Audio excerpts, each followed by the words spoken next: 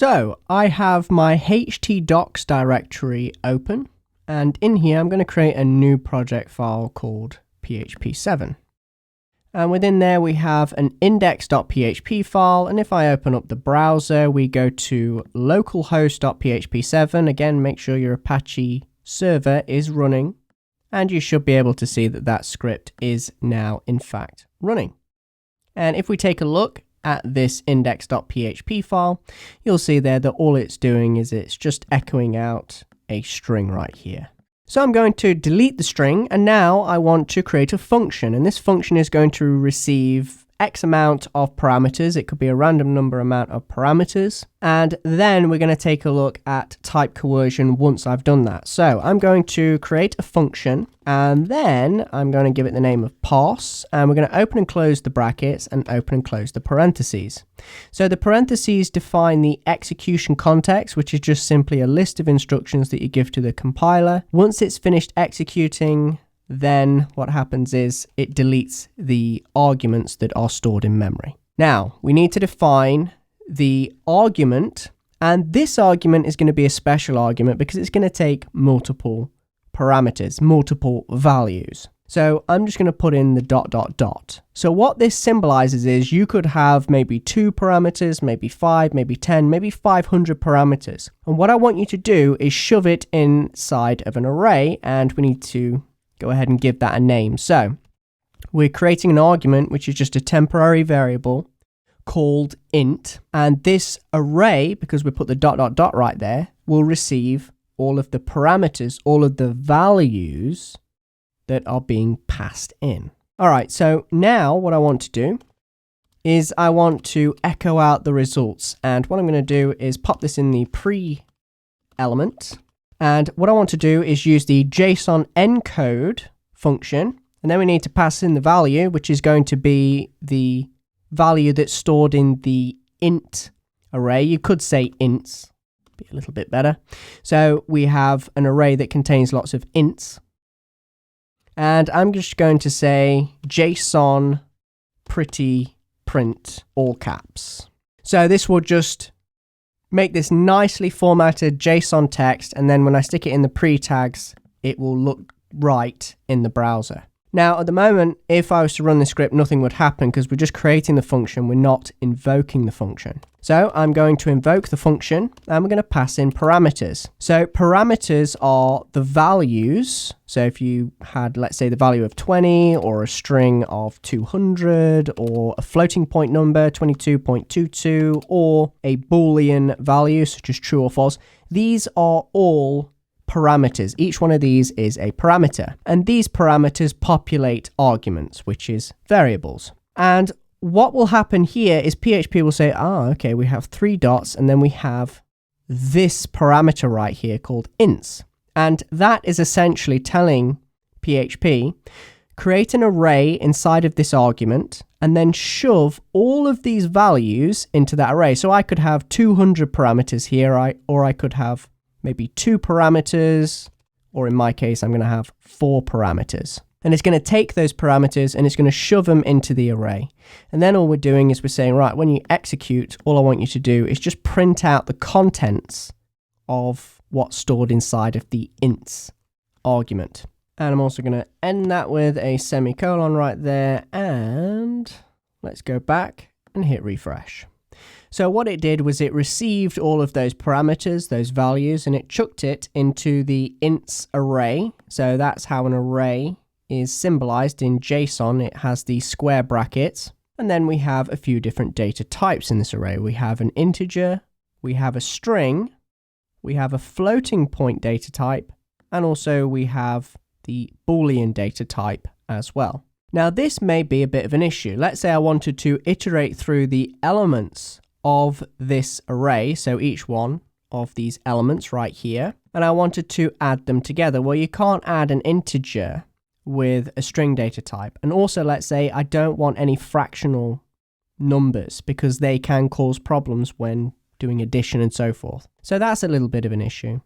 And also, I certainly can't use a Boolean data type in a mathematical equation. So in lieu of that fact, what I need to do is I need to coerce them to be the same data type.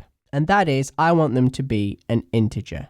Now, before I continue, I want to explain two very important words in order for us to understand what we're doing in this lecture. The first one is polymorphism, and the second one is coercion. Now, polymorphism just means in many forms. Now, this might sound complicated, but it's not. In fact, it occurs daily, all the time around us. The environment, for example, polymorphs. It adapts, comes in many forms in order to adapt to the situation. So whenever you think of polymorphism, just think of adaptation. And in programming, we also have this. For example, let's say that we have the plus operator. Now in JavaScript, not in PHP, but in JavaScript, the plus operator polymorphs. So it can add two numbers together, but it can also concatenate two strings together. And also it can take a string and a number, and it will then convert the number into a string and concatenate the two strings together. So you can see here that the plus operator adapts to the environment it's thrown into, whether it's given two numbers or whether its environment consists of two strings, or a number and a string, and so forth. So the plus operator in JavaScript polymorphs. So that's all polymorphism means. It just means coming in many forms or adapting to the environment around it. Now, likewise, we have coercion, and this is where the two topics will come together. If I try to coerce you, it means I'm trying to get you to do something. Likewise, if we do type coercion in PHP, what we're actually doing is we're telling the PHP compiler to coerce the data to fit a certain data type. So in my case, I have an array of 4 elements. Now the issue is that the 4 elements can have different values. That's not a problem. The problem is the data types differ. So if I wanted to add all of the numbers together or all of the data together, then PHP will throw out an error and say, look, you're trying to add all these different data types. You have a number in here, which is an integer, and then you have a string, and you also have a float and a Boolean data type. So this will cause an error through the PHP compiler. So I need to coerce these data types so that they match, and then I know it's safe to do, let's say, a calculation of all of the elements in the array. So let's take my example. I have 4 elements in my array. Now, first of all, I need to decide what data type I want to coerce these elements into. So we're going to go with an integer data type. So the first element in the array is of the type integer. The number 20 is an integer, so it doesn't have to coerce it. Now, secondly, we have a string. Now, if the string resembles a formatted number, then PHP is very smart. It can look at that string and convert it into a number. If, however, it contains something like a sentence or a word, then the PHP compiler will not be able to coerce that data type, and you will get an error. And that's actually what you want. You want to get an error so that you know you're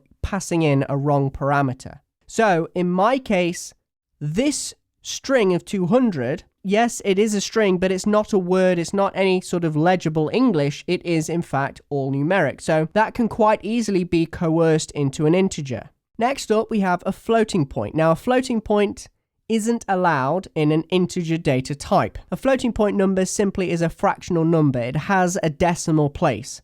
So all the PHP compiler has to do to turn that into an integer data type is strip away the decimal place and all of the fractional numbers after it.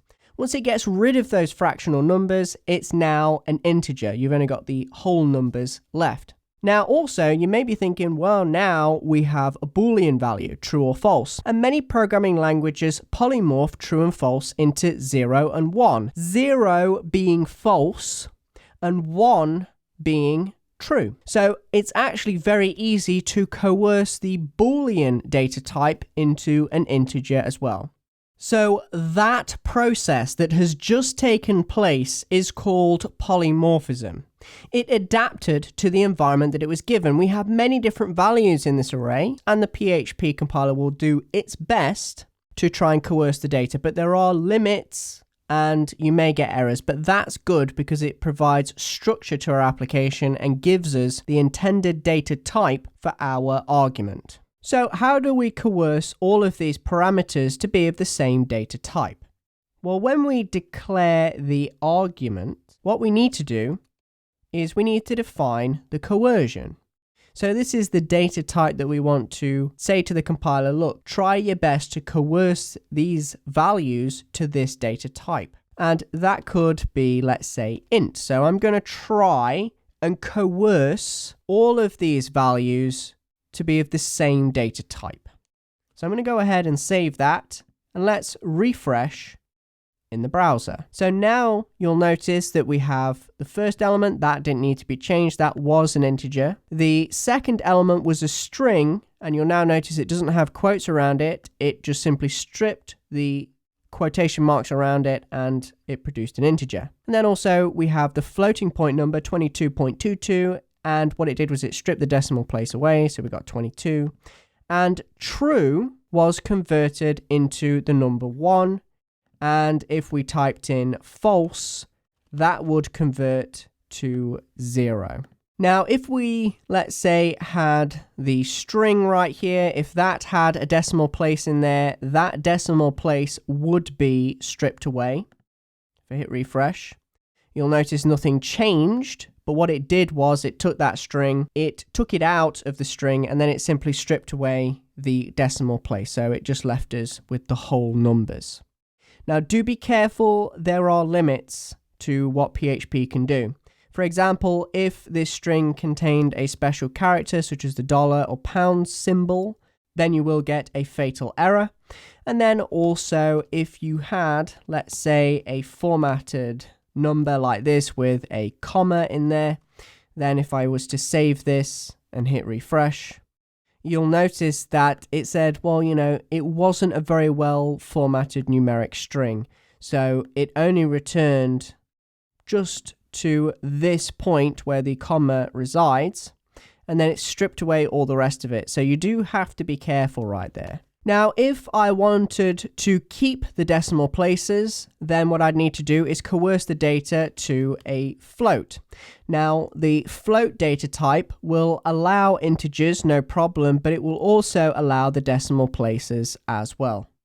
So if I hit refresh, there we go. We have the number 20, 200.44, 22.22, and 0 for false. So we just kept those decimal places and we coerced the Boolean and the string to be of the float data type. So it does have some polymorphism, but we know that there are limits to what we can do. Now, on top of that, we can also coerce the data to be of the Boolean data type by typing in bool. Please don't type in Boolean, just type in bool. And then I can hit refresh. So what's going to happen is if the number or string or whatever it is has a value, then it's going to be true. However, if it's, let's say, false, well, that doesn't need any coercion. That's already of the Boolean data type. But if it's 0, and only if it's 0, will you get false. So 0, the numerical 0, will be converted into false. Let's take a look at the string right here. If I was to say 0 in the string, would that work? The answer is yes. So what it did was it took that string, it converted it into an integer, and then it said 1 or 0, and it just said false. So that's fine. And also, let's make it an empty string. Let's see about that. Again, an empty string will coerce to false. So have a play and really try to change these values, because it's always worth having a bit of a play with these. Now, on top of that, we also have the other primitive coercion data type. So primitive being either a string, an integer, a floating point, or a Boolean. They're your 4 main primitive type coercions. And we can now say string. So it's actually very, very easy to coerce all your data types into strings. And you pretty much won't get an error when you do that. If I was to hit refresh, you'd notice that we have everything now in quotation marks because everything is a string. And if it's false, it's going to be an empty string. And let's go ahead and set that to true. and just see what we get back. So if I say true, you'll notice that it produces a 1 within the string. And if we open up our script again, what we have here is general coercion. So all of the parameters, all of the values that are going to be passed into the array that's stored within this argument right here need to be of this data type. So you can do that sort of general coercion if you'd like, but also you can define your arguments and coercion individually. For example, I could say, right, I'm going to have an int argument, and we want to force the parameter, the value that goes into this argument, to be of the data type int. Likewise, I could have another argument called string, and I could coerce it to be of the string data type, and so on and so forth. So you have int, string, float, and bool. These are the coercion types for primitive data. So if you think about primitive data, just think, caveman back to primitive times. They're the simplest form of data. They're not like arrays or objects where they contain many pieces of information. No, they're just like a number or a string on its own, or a floating point number, or a true or false value on its own. They are primitive. They are very, very simple forms of data. But they're not the only types of coercion that you can apply. So in the next lecture, what we're going to do is take a look at other types of coercion for a bit more complex data. But these are your primitive data type coercions, and you will be using these a lot, I'm sure, throughout your programming career.